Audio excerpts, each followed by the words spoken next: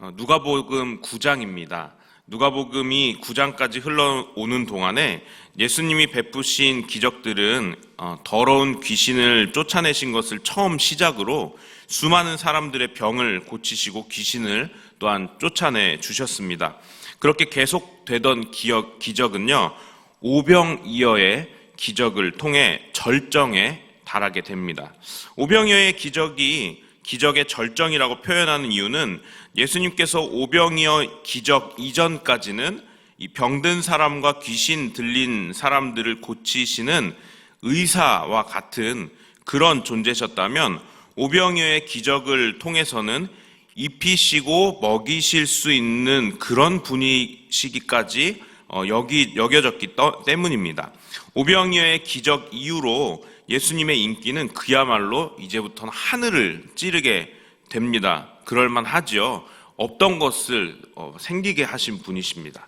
그것은 예수님을 하나님의 아들로 믿고 따르기를 원했기 때문에 인기가 많으셨던 것이 아니고, 예수님이 자신들을 먹이실 수 있는 분이라고 여겼기 때문에 인기가 하늘을 치솟게 됩니다. 그 당시 이스라엘 백성들은 식민 통치를 받고 있었기 때문에 우리가 소위 말하는 세리와 같이 매국노가 되지 않는 이상은 풍족하게 먹고 사는 것이 쉽지 않았던 그런 때였습니다. 그런데 물고기 5마리하고 떡 2개만을 가지고 남자 5,000명, 여자와 아이들까지 다 하면 2만 명이 가까이 되는 사람들을 먹이셨으니까 예수님이 그들의 왕이 되시면 이제 우리들의 가난한 삶은 이제 끝이겠구나 라고 이렇게 흥분하기 시작했습니다. 그도 그럴만하죠. 먹고 사는 문제를 해결해 줄 왕이 있다면 아마 저도 똑같이 행동했을 것 같습니다.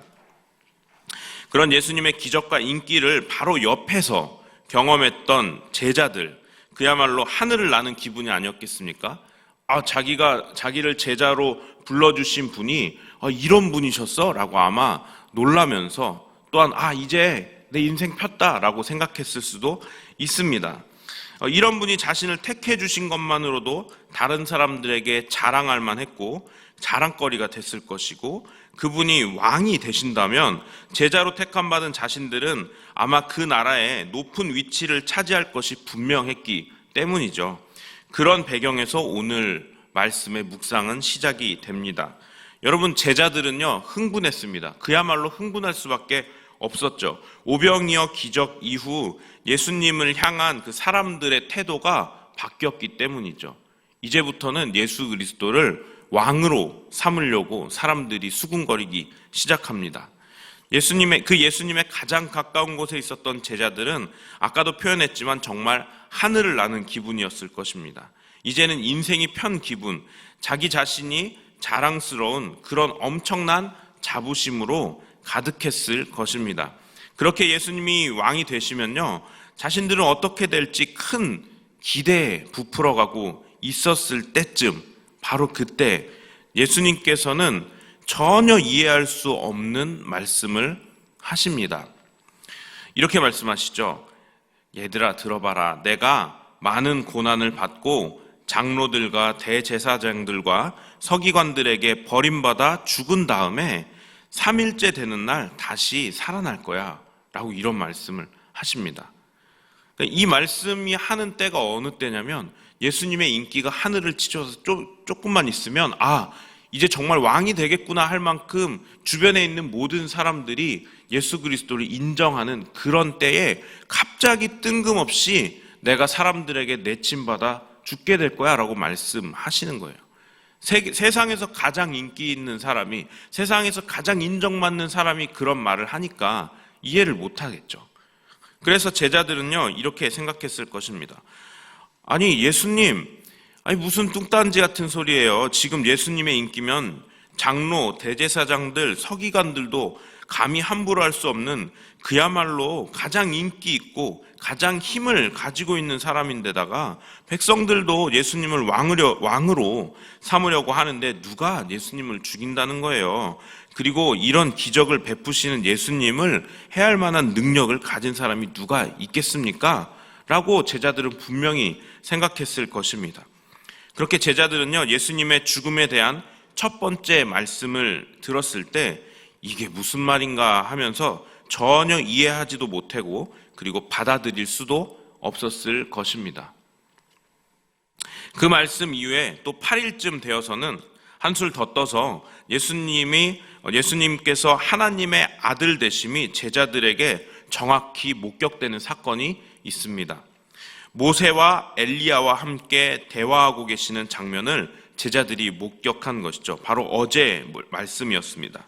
그 영광이 너무 밝게 빛나서 모든 제자들은 그 자리에서 두려워했고요. 심지어 그 가운데 구름 속 하나님의 음성까지 듣게 됩니다. 이젠 더 이상 의심할 여지 없이 제자들에게 예수님은 하나님의 아들이 맞았죠. 인생이 폈습니다. 제자들 인생이 폈어요. 왜요? 나를 제자 삼아주신 분이 하나님의 아들입니다. 그토록 기다리던 메시아였던 것입니다. 자기를 제자 삼아주신 분이요. 그 당시 이스라엘 백성이 기다리던 메시아는 그들을 로마의 식민 통치에서 구해줄 사람으로 생각되어져 왔습니다. 모든 인류의 죄를 구속하시는 계획은요, 사실 하나님의 계획이었기 때문에 결코 인간의 지혜로 알 수가 없었고 깨달을 수도 없었겠죠. 그래서 아마 그들이 메시아를 그렇게 생각했던 것은 어쩌면 당연한 것일 수도 있습니다. 그들을 살기 좋게 만들어줄 왕이 심지어 하나님의 아들이심이 증명되는 순간을 모든 제자들이 목격했으니까 그 장면에 대해 아무 말도 하지 않았다고 성경이 기록하고 있었습니다. 그렇지만 제자들의 마음에서는 말 그대로 정말 죄송합니다. 속된 말을 써서 로또 맞은 그런 기분이었을 것입니다. 자기를 제자로 삼아주신 분 따라왔더니 알고 보니 하나님의 아들인 것입니다. 하나님의 음성을 듣고 말았어요. 정말 말 그대로 로또 맞은 거죠. 이 모든 것을 증명할 수 있는 말씀이 오늘 본문에 기록되어 있습니다. 제자들의 그 마음이 어땠을까를 오늘 본문을 통해서 알 수가 있는 것입니다. 오늘 본문은 그런 로또 맞은 기분의 제자들을 향해 예수님의 고난과 죽으심에 대해 두 번째 말씀하시는 장면이 나오죠. 그 말씀을 들은 제자들은 그 말씀에 대해 묻는 것도 두려워했다고 기록하고 있습니다. 무슨 말씀인지 영문도 모르겠고 그럴만하죠. 그런 상황에서 뜬금없이 내가 죽을 거야 라고 말씀하시는 거 이해가 안 될 만합니다. 또 더 중요한 것은 결코 그렇게 돼서는 안 되기 때문이었습니다. 이게 무슨 말인가? 왜 그렇게 돼서는 안 되는 것이었을까요? 여러분, 그렇게 되면 제자들의 지금 한껏 부푼 꿈이 이루어질 수 없기 때문에 제자들은 인정할 수가 없었던 것입니다. 무슨 말이냐? 예수님이 왕이 되셔야 제자들도 한 자리 차지하여 출세할 수 있기 때문에 결코 예수님은 죽임 당하셔서는 안 된다라고 생각했던 것입니다. 제자들이 나름대로 자신의 인생 계획을 플랜을 짜고 있었던 것이죠. 자신들의 잘되고 편안한 삶을 위해서 예수님은 결코 죽으셔서는 안 된다는 것이 제자들의 생각에 어느새 가득 차고 있었던 것입니다. 그것을 알 수 있는 구절이 바로 오늘 본문에 등장하죠. 또한 마가복음 9장 33절 34절에 등장합니다. 제가 간단히 읽어드리겠습니다. 가버나움에 이르러 집에 계실새 제자들에게 물으시되 너희가 길에서 서로 토론한 것이 무엇이냐 하시되 그들이 잠잠하니 이는 길에서 서로 누가 크냐 하고 쟁론하였음이라 라고 기록되어 있습니다. 오늘 본문 말씀에도 똑같은 내용이 기록되어 있죠.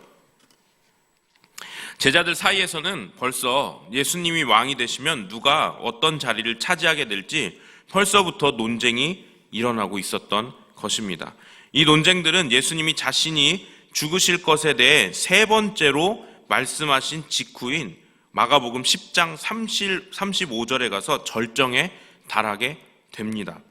야고보와 요한이요 예수님께 이렇게 말을 합니다. 예수님이 왕이 되시면 저희 둘을 오른팔과 왼팔로 삼아주세요 라고 말을 하죠. 이렇게 말하는 두 사람을 보면서 나머지 10 제자들이 화를 내었다고 기록하고 있습니다. 예수님께서 이미 3번이나 자신의 죽음에 대해서 자세하게 설명해 주셨음에도 불구하고 제자들은 예수님이 엉뚱한 소리를 하신다고 여겼던 것입니다. 절대 그럴 리도 없고 그럴 수도 없다고 믿었던 것이죠. 아무리 봐도 이런 기적을 베푸시고 또한 모든 사람들을 먹이실 수 있는 능력을 가지신 지금 이 상황에서 왕에 가장 가까운 분이 결코 누군가에게 죽임당하는 것은 말도 안 된다라고 제자들이 자연스럽게 생각해 왔던 것입니다. 우리의 신앙을 제자들의 신앙, 지금 이 본문에 등장하는 제자들의 신앙과 비교해 보아야 합니다. 아니, 거울에 비추어 보아서 우리의 신앙을 되돌아 보아야 합니다. 지금 예수님의 제자들은요, 예수님이 하나님의 아들이시기 때문에 믿고 따르는 게 아닙니다. 무슨 말이냐? 예수님께서 제자로 불러주셨죠. 그런데 지금 예수님의 제자들로서 예수님을 따르는 이유는요, 자신들의 잘됨과 출세를 위한 것에 집중되어져 있는 것을 우리는 분명히 목격할 수가 있는 것입니다. 여러분, 지금 예수님의 제자들은요, 성숙한 상태가 아니에요. 예수님의 제자들은요, 너무나도 나약한 상태, 세상 사람들과 똑같은 상태인 것입니다. 예수님이 왕이 되시면 자신들도 잘 먹고 잘 살 수 있기 때문에 예수님을 더 잘 따르고 있는 그런 상황인 것이죠. 그래서 제자들에게 있어서 예수님은 절대 죽어서는 안 되는 것입니다.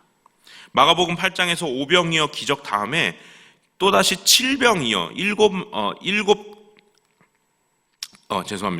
일곱 떡과 2마리 고기를 가지고 기적을 베푸신 후에 베드로에게 자신의 죽으실 것에 대해서 3번째로 말씀하시니까 베드로가 예수를 붙들고 항변했다고 기록되어 있습니다. 이게 원어로 보면은요, 예수님을 꾸짖었다고 기록되어 있습니다. 제자가 예수님을 꾸짖었대요. 이게 원어에는 그렇게 기록되어 있습니다. 곧 왕이 되실 것 같은 기적을 여러 번 행하신 예수님이 곧 죽으실 것이라고 3번 말씀하시니까 이 베드로가 약간 화가 나서 이렇게 말한 거예요. 한번 들어보십시오. 제가 우리말로 한번 해석해 봤습니다. 예수님, 그거 그만하세요. 뭘 자꾸 죽는다고 말씀하시는 거예요. 이 지금 상황을 보니까 백성들도 조금 있으면 예수님 이제 왕으로 삼을 것 같고, 그러면 저희들도 예수님 따라서 이렇게 출세하게 생겼는데, 아니 왜 자꾸 이렇게 갑자기 초치는 말씀을 하십니까? 라고 이런 식으로 베드로가 예수님을 꾸짖었다라는 것입니다. 제가 상상해 본 것이지만 성경에는 분명히 베드로가 예수님을 꾸짖었다고 기록되어 있죠. 아마 이것보다 더 심하게 말했을 수도 있습니다. 우리는 예수님을 왜 믿고 있는가? 여러분, 편하게 살기 위해서 혹은 마음이 편안하기 위해서, 만족을 얻기 위해서 예수님을 믿고 있지는 않은가 되돌아봐야 할 것입니다. 만약 그러한 이유 때문에 우리가 예수를 지금 믿고 있다면 오늘 본문의 제자들과 똑같이 예수 믿고 있는 것일 수도 있습니다. 예수님이 죽으시는 것이 하나님의 계획이었습니다. 그리고 그 뜻이 이루어져야 인류가 구원을 받습니다. 그런데 나 잘 살고 잘 되고 한 자리 차지하기 위해서는 예수님이 죽어서는 안 되는 것, 그것이 바로 오늘 본문의 제자들의 마음이었습니다. 하나님의 뜻과 하나님의 인류 구원은 안중에도 없습니다. 아니, 알 수도 없었죠. 그렇게 신앙생활을 하던 제자들은요, 예수님이 정말로 갑자기 붙잡히세요. 그러니까 어떻게 됩니까? 한 사람도 빠짐없이 그 자리에서 도망갔다고 기록되어 있습니다.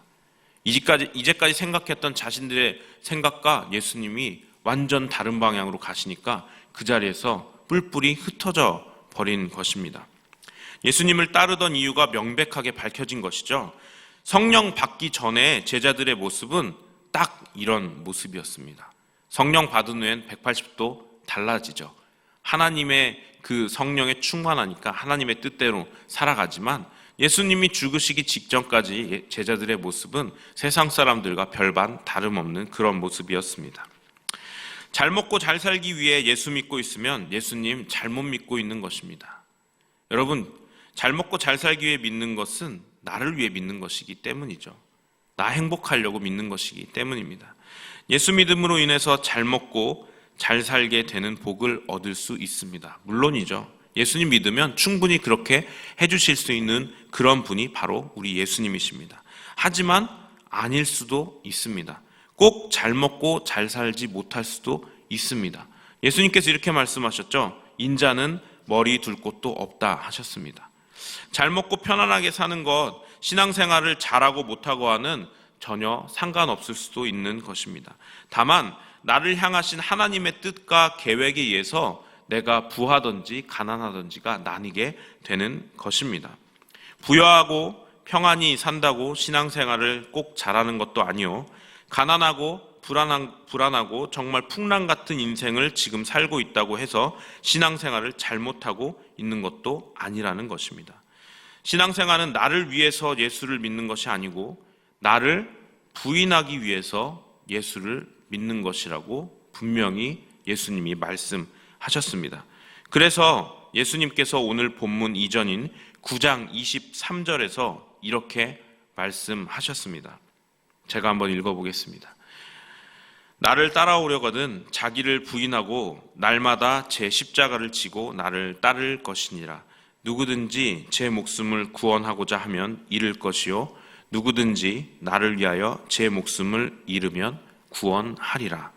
이것이 신앙생활의 본질입니다. 이 시간 기도하겠습니다. 예수님께서 신앙생활의 본질에 대해서 분명히 우리 가운데 말씀해 주셨음에도 불구하고 우리들은 어느새 우리의 만족과 유익을 위해서 예수님을 믿고 있는 우리들을 발견할 때가 있습니다.